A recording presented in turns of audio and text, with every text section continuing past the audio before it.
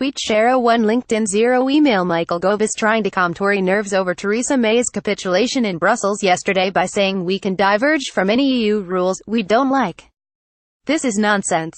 The chief Brexit Ayatollah either doesn't know what he's talking about or he is being dishonest. The Prime Minister's deal spells out that the whole UK may have to agree to alignment of a huge raft of our rules with those of the EU. That makes a mockery of the slogan, "Take back control." So how come Gove has signed up to it, describing it as a breakthrough in today's Telegraph? How come Boris Johnson tweeted in wonderful doublespeak that alignment means taking back control? How come, too, that the Daily Mail splashed across its front page, "Rejoice, we're on our way"? One of the few Brexit extremists not going along with this charade is Charles Moore, the Telegraph columnist, who describes May's deal as complete capitulation. Gove is a clever man.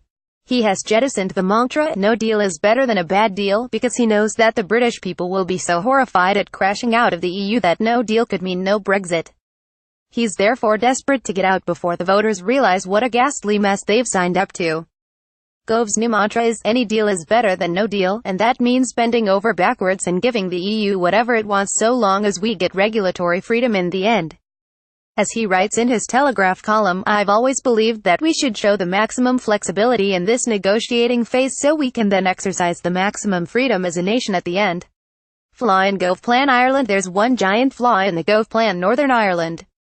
In order to keep the border with the Republic of Ireland open, the Prime Minister has had to agree alignment of our rules with all those EU regulations relevant to North-South cooperation in Ireland and the Good Friday Peace Agreement.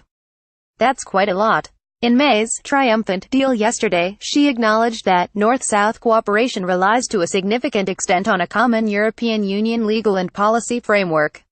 What's more, the Prime Minister has rightly promised the DUP, which is propping up her government, that there won't be a sea border between Northern Ireland and Great Britain.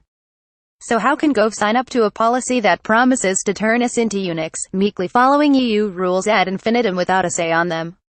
He pretends it will all be fine because we'll end up with a deep and comprehensive free trade deal with the EU that will iron everything out, or, failing that, we'll come up with some other magical solution. But even Gove doesn't have much confidence in all that. That's why he writes that, after the 2-year transition phase the government wants to cushion the blow of Brexit, we will have freedom to diverge from EU law on the single market and customs union. He goes on to say, by the time of the next election, if the British people dislike the arrangement that we have negotiated with the EU, the agreement will allow a future government to diverge. If Gove really believes this, he's living on another planet. No way will the EU reach a future free trade deal with us that allows us to rip up whatever rules we don't like. But Gove is a clever man.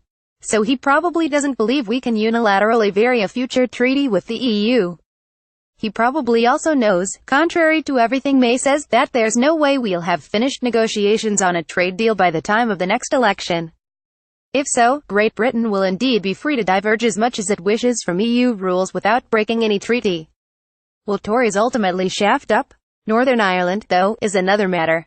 Dublin, backed to the hilt by the EU, is insisting that there is no hard border in Ireland whatever happens. Our Prime Minister has agreed to this in her triumphant deal. It says the commitments and principles outlined in this joint report must be upheld in all circumstances, irrespective of the nature of any future agreement between the European Union and United Kingdom.